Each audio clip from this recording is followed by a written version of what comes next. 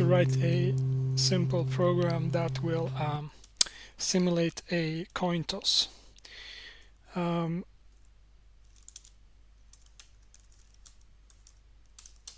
we will use Python for this, and when we want to simulate this, we have to think about like what do we want to do. Like, we're trying to abstract this idea of a coin toss,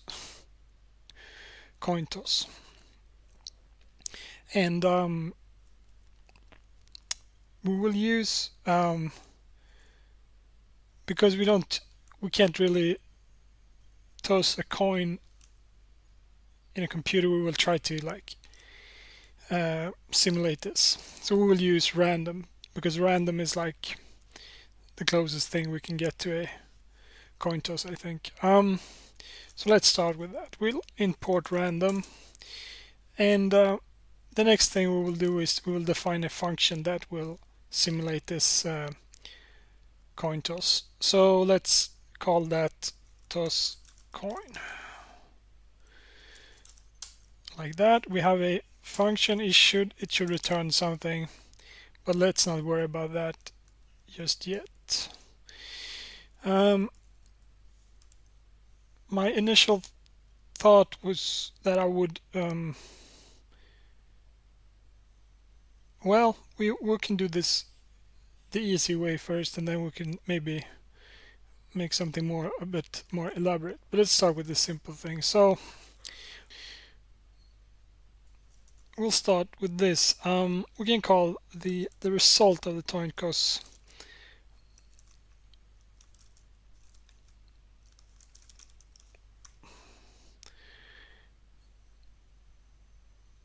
result, and we'll just add this.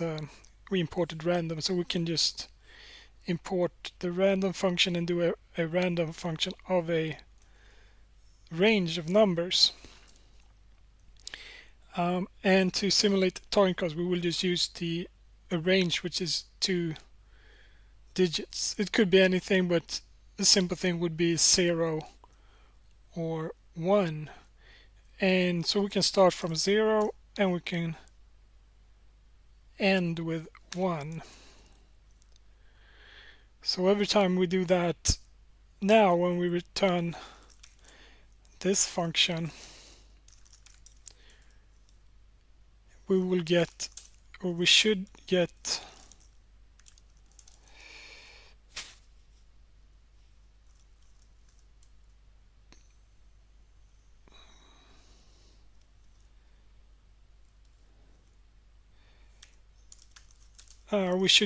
something between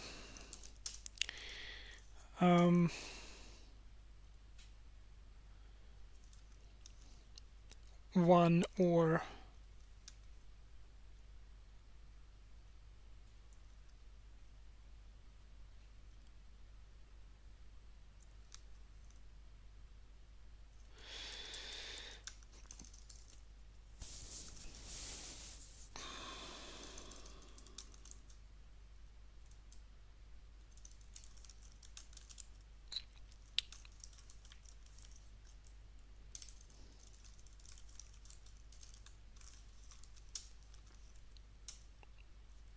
okay, so now every time we call this function, we get either 1 or 0, which represents heads or tails in our example. Okay, so for some reason it didn't like just using the function, printing the function. Well, if we print the function, we were just printing pointer to that function apparently. So we have to store the result of the function in a variable. So I mean, basically we're done. Every time you want to say heads or tails, but 0 and 1, it will be difficult to remember. So maybe we want to do it something better. We can do something simple like this. If result equals 0.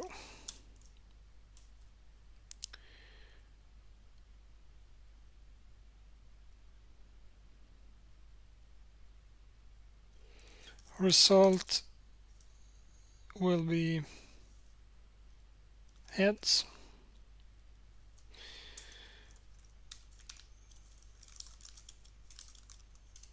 And if the result is 1, we will call it tails.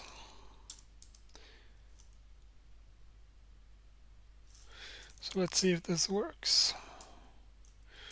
And there we have it.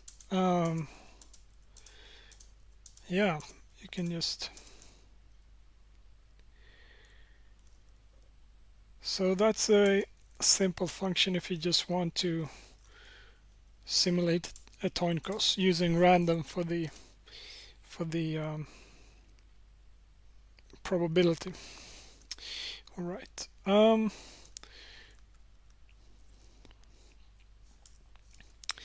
So that's one way of doing it. What we also can do is we can define another function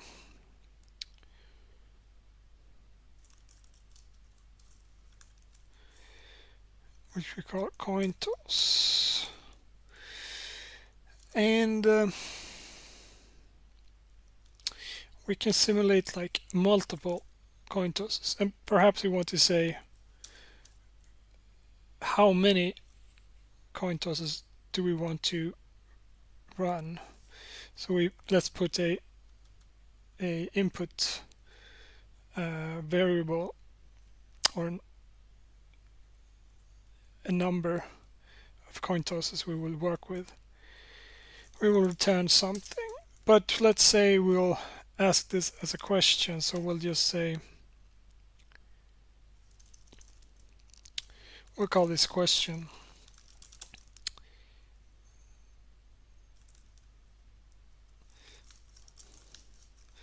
How many tosses? Like so, and we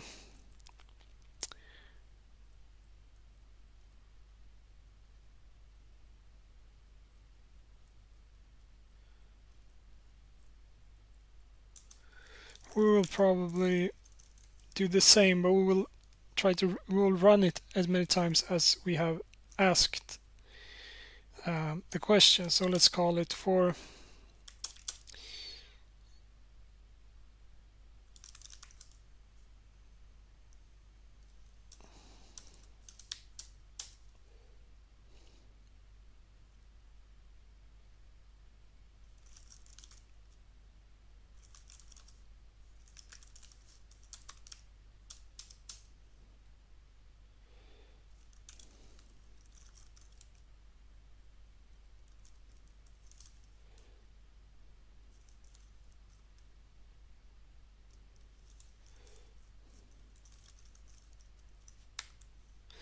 okay, so we'll basically is doing it the same, but we'll run it as many times as we have asked for it. And what we will do then is we will count how many heads we got and how many tails we got.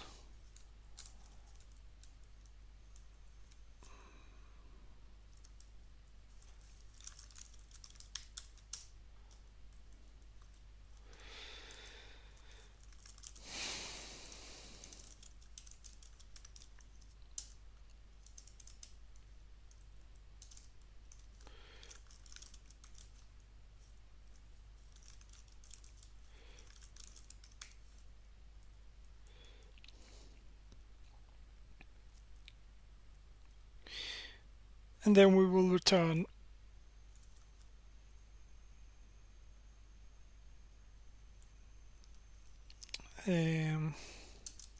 right, so we want to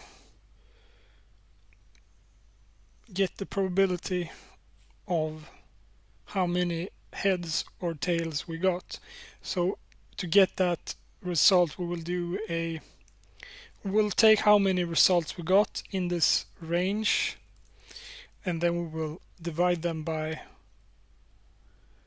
the result we got, or the count rather, with the amount of times we ran this. So let's call it results heads equal to heads divided by number of times, and results tails equals to, and then we can return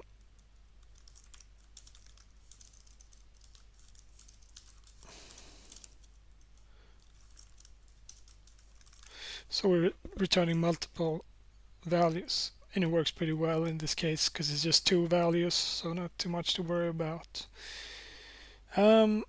So every time we run this,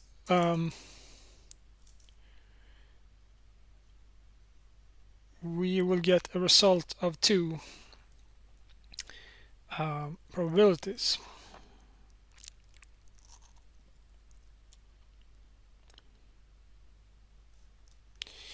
And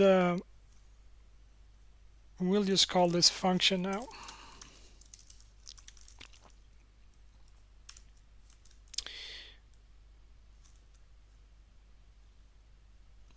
To capture these values to variables, we can use this common notation, so just call it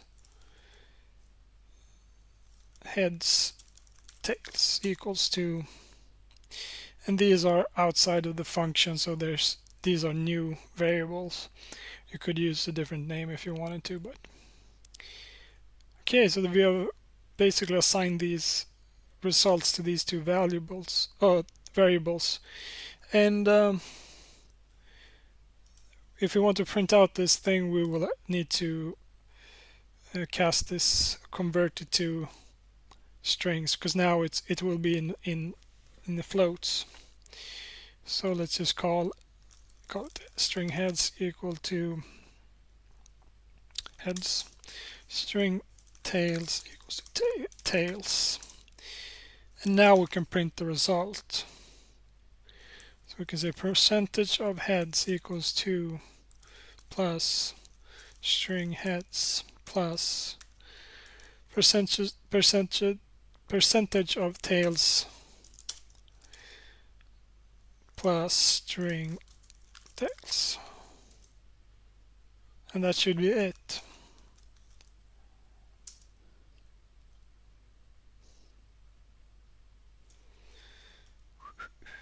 Okay, so it wants a indentation because that's the Python way.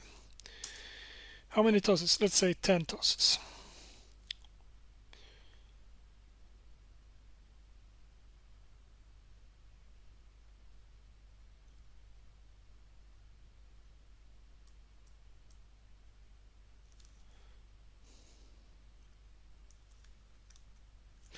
Right, I didn't actually cast that, so let's do that. We'll just add the string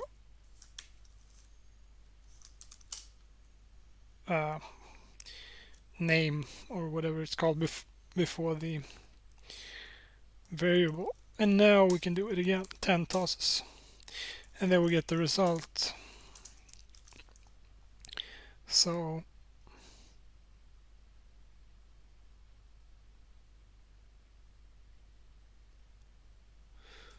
we got okay, so one more fix we can do is we can take the results by 100, then we will actually get the percentage. So when should we do that? Let's do it here. So we can just do it like this.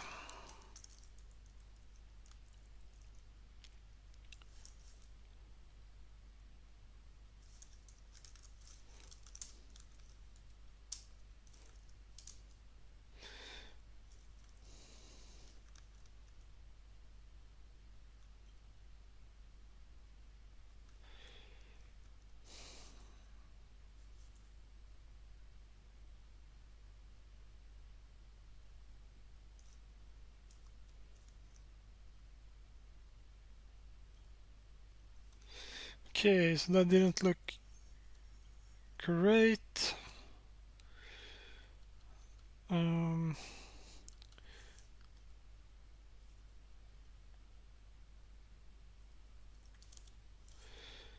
because we want a percentage, so we'll have to write it like this: percentage,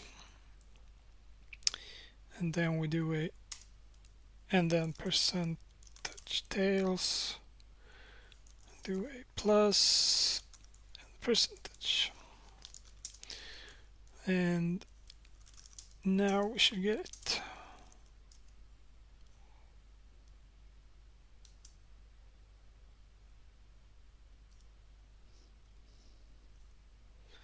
Okay, something is not correct, and we can just comment out this first function.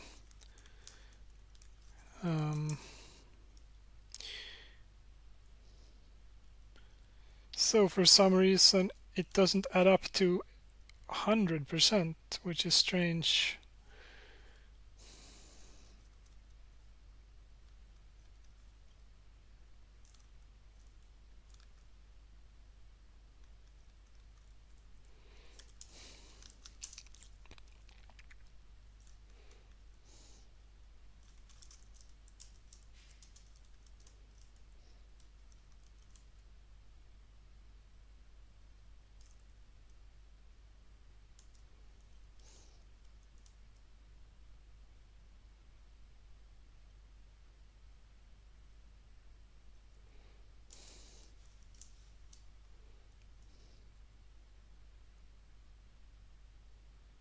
Okay, it's because it's not, we haven't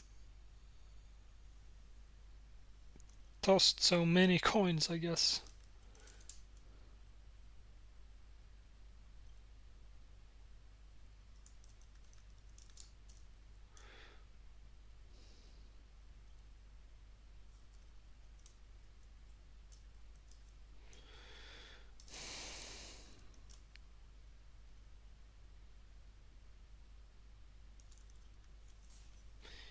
Okay, so that is strange. Well, that's how it goes.